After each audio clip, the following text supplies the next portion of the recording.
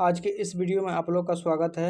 आज हम कक्षा 10 क्लास 10 का ज्योग्राफी चालू करने वाले हैं। फर्स्ट चैप्टर से बहुत ही अच्छा से resources and development geography subject का फर्स्ट चैप्टर क्या है? Resources and development. Resources and development. तो रिसोर्सेज क्या है? रिसोर्सेज क्या है? डेवलपमेंट क्या है? डेवलपमेंट रिसोर्सेज का संबंध डेवलपमेंट से क्या है? तो रिसोर्सेज आगे समझते हैं, तब डेवलपमेंट का संबंध क्या है रिसोर्सेज से पता चल जाएगा आपको।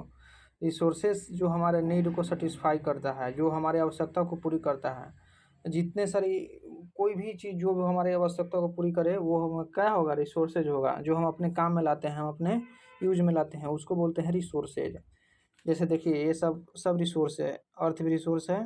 देखिए, एयर है, ऑयल है, रॉक्स है, मिनरल्स है, सन है, सॉइल है, प्लैनेट्स प्लांट है, गैस है, वाटर है और एनिमल्स है, और स्वयं ह्यूमन भी है। मैन स्वयं ह्यूमन भी है। स्वयं क्या है? ह्यूमन भी। तो रिसोर्सेज एंड डेवलपमेंट। रिसोर्सेज आप समझ गए, जो हमारी आवश्यकता को पूरी करता है उसको ही हम रिसोर्सेज बोलते हैं। तो रिसोर्सेज का संबंध डेवलपमेंट से है, क्योंकि रिसोर्सेज जितना ही रहेगा उसका विकास उतना ही होगा। जैसे एक व्यक्ति के तौर पर भी देखा जाए तो एक व्यक्ति के पास भी जितना रिसोर्सेज होगा उसका विकास भी उतना ही होगा। अगर कंट्री के थी रिस्पेक्ट में देखा जाए तो जिस कंट्री के पास ज़्यादा रिसोर्सेज है वो ज़्यादा विकसित देश होता है और ज़्यादा मजबूत राष्ट्र होता है। और यानी डेवलपमेंट का संबंध रिसोर्सेज से है। रिसोर्सेज ज़्यादा है तो डेवलपमेंट ज़्यादा होगा, रिसोर्सेज कम है तो डेवलपमेंट कम होगा। इसलिए इस चैप्टर का नाम दिया गया है रिसोर्सेज एंड डेवलपमेंट। रिसोर्सेज क्या है और भी अच्छा से डिफिनेशन समझते हैं। तो समझिए यहाँ पर resources, everything available in our environment. जो कुछ भी हमारे पर्यावरण में, इन्वायरमेंट में अवेलेबल है, can be use to satisfy our needs. जो हमारे आवश्यकता को सेटिस्फाई करता है, नीड करता है, जो हमारे नीड को सेटिस्फाई करता है, provided it's technologically accessible, economically feasible and culturally acceptable, can B term A resources. जो हमारे आवश्यकता को पूरी करता है, साथ ही साथ वो क्या हो? टेक्नोलॉजिकली एसेसिबल हो, इकोनॉमिकली फिजिबल हो और कल्चरली एक्सेप्टेबल हो, तब ना उसको रिसोर्सेज बोलेंगे। ना तो रिसोर्सेज कैसे बोल सकते हैं उसको? कोई भी कोई भी जैसे रिसोर्सेज है उसको टेक्नोलॉजी की प्रक्रिया से गुजारा जाता है। उसके बाद इकोनॉमिकली फिजिकल होना चाहिए। अब कोई भी मेहनत करके टेक्नोलॉजिकली उसका यूज करके हम जो रिसोर्सेज प्राप्त करते हैं और उसका कोई इकोनॉमिकली महत्व ही नहीं रहे, इकोनॉमिकली फिजिबल नहीं रहे, तो उस रिसोर्सेज से निकाल कर क्या होगा? लॉस ही होगा। और कल्चरली एक्सेप्टेबल भी तो होना चाहिए। हम सारी श्रम कर लिए, इकोनॉमिकल फिजिबल भी है, बाकी उतना नहीं है। कल्चरली एक्सेप्टेबल रहने से तब ना रिसोर्सेज का उपयोग हो पाता है। तो इकोनॉमिकली फिजिबल भी होना चाहिए, कल्चरली एक्सेप्टेबल भी होना चाहिए, टेक्नोलॉजी एक्सेसिबल होना चाहिए, तब उसको हम बोलेंगे रिसोर्सेज। रिसोर्सेज का डिफिनेशन हुआ, इसको एग्जाम में आएगा, लिखना है everything available in our environment which can be use to satisfy our needs provided it is technologically accessible, economically feasible and culturally acceptable, can be termed as resources. देखिए, ये resources है। तो रिसोर्सेज क्या होगा? रिसोर्सेज क्या होगा? देखिए यहाँ पर समझिए चार्ट के द्वारा। कोई भी रिसोर्स है तो टेक्नोलॉजी एक्सेसिबल होना चाहिए। टेक्नोलॉजी क्या होना चाहिए? एक्सेसिबल होना चाहिए। फिर इकोनॉमिकली फिजिबल होना चाहिए और कल्चरली एक्सेप्टेबल भी होना चाहिए। जैसे गोल्ड है तो गोल्ड ऐसे ही नहीं ना डायरेक्ट निकलता है कि आप पहन लेते हैं। उसको बहुत सारी प्रक्रिया एक्सटॉर्शन के द्वारा निकाला जाता है। एक्सटॉर्शन किससे होता है? टेक्नोलॉजी से होता है। इसके बाद इसका इकोनॉमिकली महत्व भी होता है। अगर इकोनॉमिकल महत्व नहीं रहेगा तो इसको निकाल कर ही क्या करेंगे? हाँ, तो टेक्नोलॉजी एक्सेसिबल के साथ इकोनॉमिकल फिजिबल भी होना चाहिए और इकोनॉमिकल फिजिबल के साथ कल्चरली एक्सेप्टेबल होना चाहिए। कल्चरली एक्सेप्टेबल रहेगा तब ना सब कोई प्रयोग करेगा उस रिसोर्सेज का। प्रयोग नहीं करेगा तो उसको क्या करेंगे? इतना इतना मेहनत लगा के, इतना टेक्नोलॉजी लगा के। तो ये हुआ रिसोर्सेज का सही डिफिनेशन। फिर से दिखा देते हैं रिसोर्सेज का सही definition. Everything available everything available in our environment which can be use to satisfy our needs. जो हमारे नीड्स को क्या करता है? सेटिस्फाई करता है। Provided it is technologically accessible, economically feasible and culturally acceptable, can be termed as resources. समझे? ये चार्ट है, इसके द्वारा समझाया गया है। ऐसे ही लिखना है एग्जाम में, रिसोर्सेज।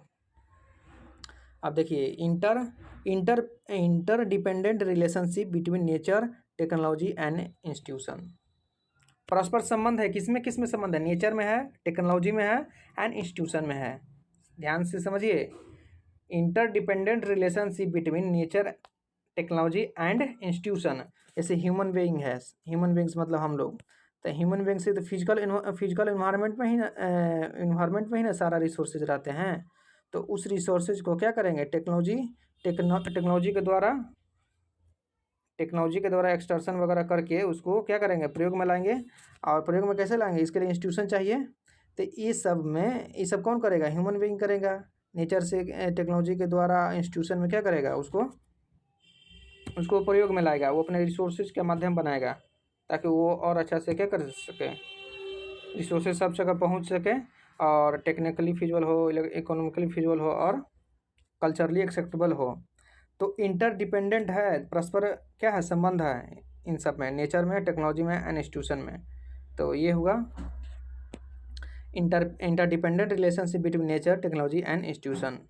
फिजिकल इन्वायरमेंट, टेक्नोलॉजी और इंस्टीट्यूशन। आगे देखते हैं। अब देखिए इंट्रोडक्शन, इसमें क्या क्या पढ़ने वाले हैं? What are you going to study in this chapter? Resources समझ गए। अब क्लासिफिकेशन ऑफ रिसोर्सेज पढ़ेंगे, टाइप्स ऑफ रिसोर्सेज मतलब वही टाइप्स ऑफ रिसोर्सेज हुआ। डेवलपमेंट ऑफ रिसोर्सेज पढ़ेंगे, रिसोर्सेज का डेवलपमेंट कैसे कैसे होगा, इसके थ्रू एजेंडा 21 भी पढ़ेंगे कि इसमें क्या क्या हुआ था। Resources planning, resources planning India, resource का प्लानिंग कैसे किया जाए। अब सभी रिसोर्स से अगर रिसोर्सेज का ज़्यादा अगर उपयोग भी किया जाए, यूज भी किया जाए, तो एक निश्चित समय के बाद ख़त्म हो जाएगा। इसलिए भविष्य को ध्यान में रखते हुए रिसोर्स का प्लानिंग किया जाता है ताकि ख़त्म नहीं होए, हमारे आने वाले पीढ़ी भी उसका यूज कर सके। तो एक रिसोर्सेज प्लानिंग किया जाता है। लैंड रिसोर्सेज है के बारे में जानेंगे, लैंड यूटिलाइजेशन के बारे में जानेंगे, कैसे लैंड यूटिलाइजेशन किया जाता है, इस सब चैप्टर में जानेंगे इन टॉपिक्स को। Land use pattern in India जानेंगे, land use pattern in India में कौन कौन से पैटर्न का लैंड है, उसका कैसे यूज होता है, ये सब जानेंगे। Land degradation and conservation measures, land degradation and conservation, land जो खराब हो रहा है उसका कैसे कंजर्वेशन करेंगे, कैसे खराब हो रहा है उसको कैसे रोकेंगे, ये सब पढ़ेंगे। Soil as a resource, soil का एक रिसोर्स है, इसके बारे में ही पढ़ेंगे।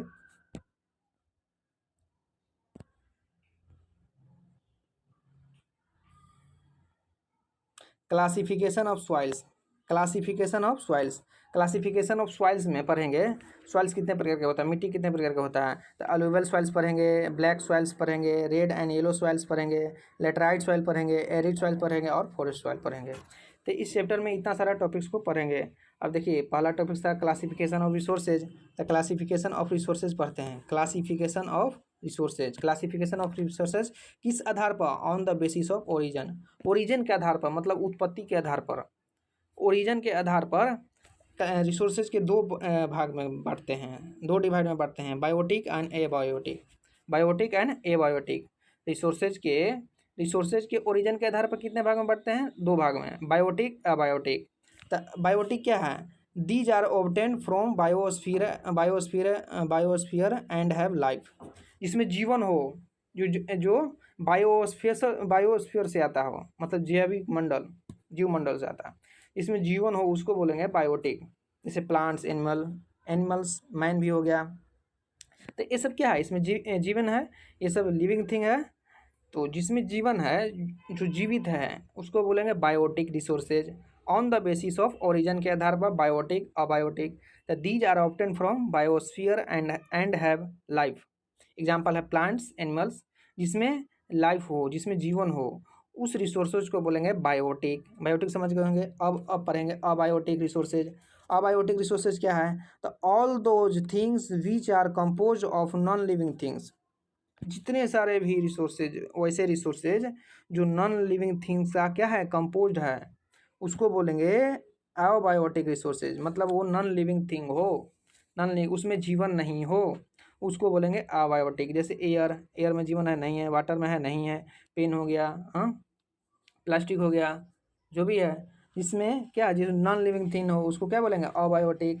तो ओरिजिन के आधार पर biotic, abiotic. Biotic living thing हो गया, अबायोटिक नॉन लिविंग थिंग हो गया।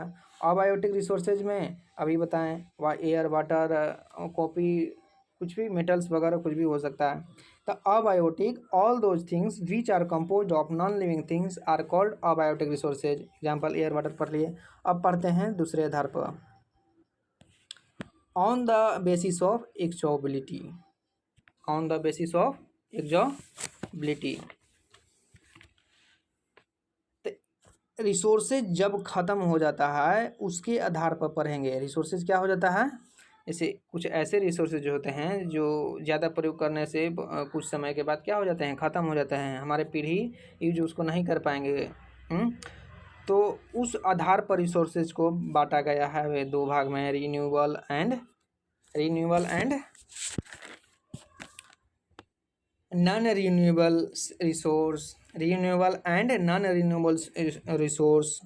तो हो ऑन ओरिजिन के आधार पर बायोटिक, एबायोटिक और एक्सॉस्टिबिलिटी के आधार पर रिन्यूएबल एंड नॉन रिन्यूएबल। तो रिन्यूएबल रिसोर्सेज क्या है, the resources which can B renewed और रिप्रोड्यूस।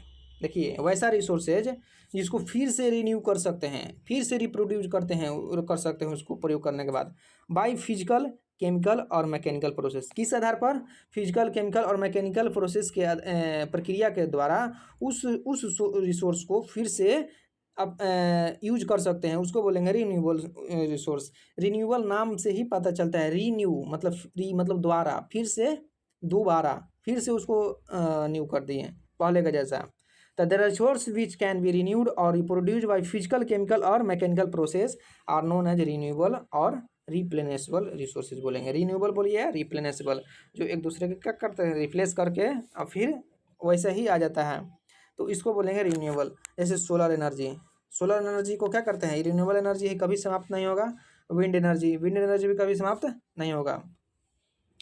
तो the resources which can be renewed और रिप्रोड्यूस्ड बाय फिजिकल, केमिकल और mechanical process are known as renewable और रिप्लेनेसेबल रिसोर्सेज। इस example हो गया solar energy, wind energy, ETC. आप renewable energy resources समझ गए होंगे। अब देखिए ये समाप्त नहीं होता है, अब जो समाप्त हो जाएगा रिसोर्सेज, तो देखिए इसको non renewable resource, non renewable resource, non renewable resource, non renewable resource, non renewable resource. These resources takes millions of years in their formation.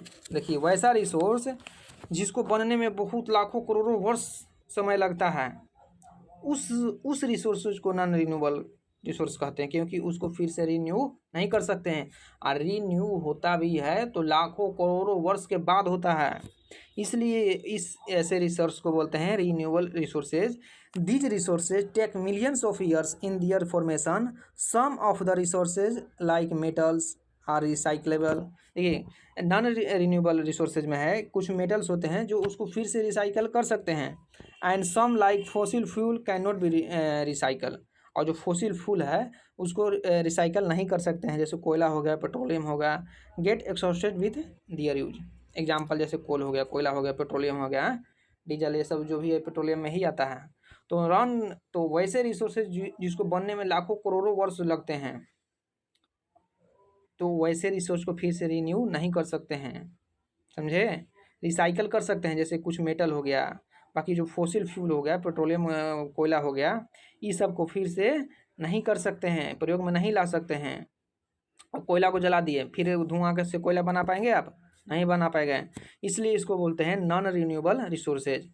These resources take millions of years in their formation. Some of the resources like metals are recyclable and some like fossil fuels cannot be recycled and get exhausted with their use. ऐसे हो गया कोल। अब देखिए अब पढ़ेंगे on the basis of ownership. Exhaustibility के आधार पर पढ़ लिए, ओरिजिन के आधार पर पढ़ लिए। अब on the basis of ownership, on the basis of ownership, on the basis of ownership. Ownership मतलब स्वामित्व, उस रिसोर्सेज पर किसका स्वामित्व है, उस रिसोर्सेज का कौन मालिक है। तो on the basis of ownership, ownership के आधार पर चार भाग में बांटते हैं, individual resources, community resources, national resources और इंटरनेशनल रिसोर्सेज। तब यहाँ पर देखिए ध्यान से, इंडिविजुअल रिसोर्सेज किसको बोलते हैं? इंडिविजुअल रिसोर्स किसको बोलते हैं? जिस रिसोर्स पर उसका अपना इंडिविजुअल क्या हो, अधिकार हो, उसको बोलेंगे individual resources. These are owned private by individual. ये अपना है, ऑन है अपना, प्राइवेट, मेरा प्राइवेट है, इंडिविजुअल मेरा मेरा उस पर अधिकार है। क्या है? मेरा अधिकार है। तो मेरा अधिकार है उसको बोलेंगे individual resources. These are on privatised by individuals, is called, is known as individual resources. जैसे प्लॉट, जैसे जो हमारा ज़मीन होता है उस पर किसका अधिकार है? मेरा ही अधिकार होगा, अगर मेरा है तो उसको बोलेंगे इंडिविजुअल रिसोर्सेज। हाउस, हाउस मेरा है तो उस पर मेरा अधिकार है, इसलिए वो इंडिविजुअल रिसोर्स है। इंडिविजुअल मतलब अलग, मेरा खुद। And their and other property, और भी जो प्रॉपर्टीज है वो क्या है? जैसे आपका मोबाइल हो गया। तो इस प्रकार से अगर आपका ही केवल उस पर स्वामित्व हो, अधिकार हो, तो उसको बोलेंगे individual resources. These are on privatised by individuals. अब community on resources, community and, second में क्या है? Community and owned resources. तो कम्युनिटी, जैसे एक व्यक्ति का किसी पर रिसोर्स पर अधिकार नहीं होता है, पूरे समूह का अधिकार होता है, उसको बोलेंगे कम्युनिटी ऑन रिसोर्सेज। जैसे these are resources which are accessible to all the members of the community. पूरे कम्युनिटी का उस पर क्या हो? हक हो, अधिकार हो, उसको बोलेंगे कम्युनिटी ऑन रिसोर्सेज। जैसे ब्यूरल ग्राउंड, जैसे कब्रिस्तान है तो कब्रिस्तान पर कोई एक व्यक्ति का थोड़े ही वहाँ पर अधिकार रहेगा। जैसे पिकनिक स्पॉट है, पिकनिक स्पॉट जाते हैं वहाँ पर घूमने वगैरह, तो वहाँ पर किसी एक व्यक्ति का थोड़े अधिकार है, पूरे कम्युनिटी का अधिकार है। पब्लिक पार्क्स, पार्क्स में कोई एक व्यक्ति का अधिकार थोड़े है, पूरा जनता, पूरा पब्लिक का उस पर अधिकार है। तो यहाँ पर एक इंडिविजुअल नहीं है, पूरे कम्युनिटी का यहाँ पर इस पर अधिकार है, तो इसको बोलेंगे कम्युनिटी ऑन रिसोर्सेज। कम ऑन्स के आधार पर चार प्रकार में बांटे, इंडिविजुअल, कम्युनिटी और नेशनल और इंटरनेशनल। तो कम्युनिटी, जो पूरे कम्युनिटी का अधिकार हो, उसको बोलेंगे community on resources. There are resources which are accessible to all the members of the community, जैसे burial ground, picnic spot, public parks. अब थर्ड पढ़ते हैं नेशनल रिसोर्सेज। थर्ड है नेशनल रिसोर्सेज। देखिए, technically all the resources belong to the nation. कोई भी nation में उसके अंदर में जितने सारे रिसोर्सेज हैं उसको बोलेंगे नेशनल रिसोर्सेज। उसको क्या बोलेंगे? National resources. जैसे ये कोई कंट्री है, तो ये कंट्री के अंदर जितने भी रिसोर्सेज हैं इन सभी को बोलेंगे नेशनल रिसोर्सेज।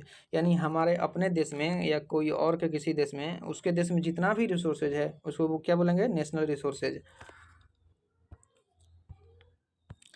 देखिए, but for an understanding resources coming under the territory of the country are known as. मतलब उसके क्षेत्र में जितना भी रिसोर्सेज आता है, टेरिटरी क्षेत्र में जितने भी रिसोर्सेज आता है उस कंट्री के अंदर, उसको बोलेंगे नेशनल, उसको बोलेंगे नेशनल रिसोर्सेज। क्या बोलेंगे? National resources. जैसे एग्जांपल है, all the minerals, water resources, forest, wildlife, land within the political boundaries and oceanic area up to 12 nautical miles. देखिए, हमारे देश में जितने भी रिसोर्सेज है उसको तो नेशनल रिसोर्सेज बोलेंगे ही। बाकी लैंड के अलावा समुद्री भी जो है उसके देश से, अपना देश से 22.2 किलोमीटर तक का क्षेत्र का भी जो भी रिसोर्सेज उसमें रहेगा उसको भी बोलेंगे नेशनल रिसोर्सेज। जैसे कोई देश है तो इससे 22 किलोमीटर दूर तक, 22 किलोमीटर दूर तक जितना रिसोर्सेज रहेगा ओशियन में, समुद्र में, उस सबको क्या बोलेंगे? वो सभी क्या होगा? वो सब नेशनल रिसोर्स के ही अंतर्गत आएगा।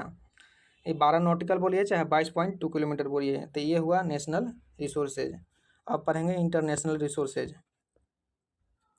International resources, resources which are not being owned by any specific nation. देखिए, वैसा रिसोर्सेज जो किसी एक देश का अधिकार इस पर नहीं हो, एक देश का कोई अपना दावा नहीं कर सकता है कि मेरे अंडर में आता है ये जितने सारे रिसोर्सेज हैं।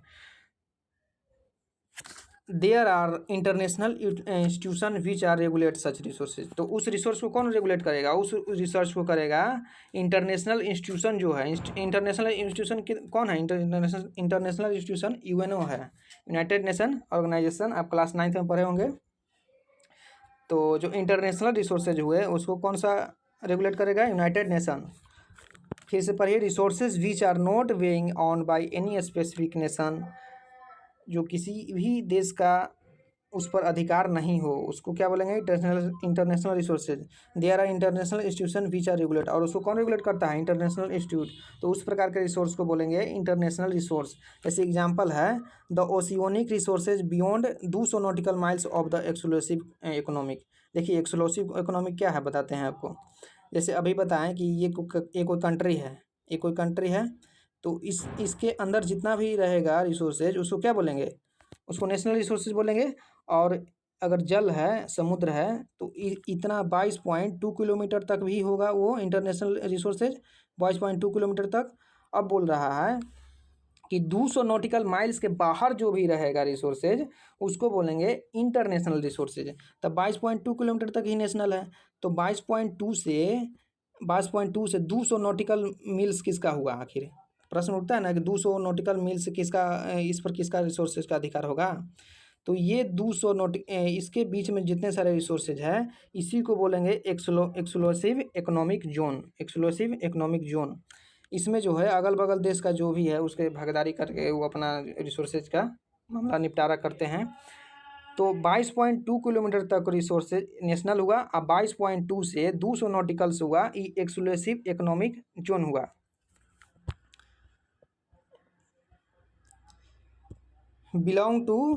belong to open ocean and no individual country can utilize these without the concurrent of international institution। तो आप समझ गए होंगे कि इंटरनेशनल रिसोर्सेज क्या है। Resources which are not being owned by any specific nation, they are international institution which regulate such resources. समझे? जिस रिसोर्स का उस पर अपना कोई कंट्री का अधिकार नहीं हो उसको इंटरनेशनल रिसोर्सेज कहते हैं, और उस पर इंटरनेशनल इंस्टीट्यूशन ही उसको रेगुलेट करता है। तो इस प्रकार जितने भी रिसोर्सेज होंगे उसको बोलेंगे इंटरनेशनल रिसोर्सेज। अब देखिए, अब पढ़ेंगे on the basis of status of development. तो ये on the basis of status of development और भी सारा है, रिसोर्सेज को कैसे कैसे डिवाइड करते हैं, तो ये अब नेक्स्ट वीडियो में पढ़ेंगे। आप इतना अच्छा से लिख लीजिएगा, और भी कोई समस्या हो तो आप कमेंट कर सकते हैं। आप अगर हमारी क्लास आपको अच्छा लगता है तो हमारे चैनल को सब्सक्राइब कर सकते हैं। आज के इस वीडियो में बस इतना ही, आगे पढ़ाएंगे आपको potential resources and development resource के बारे में। आज के वीडियो में इतना ही, धन्यवाद।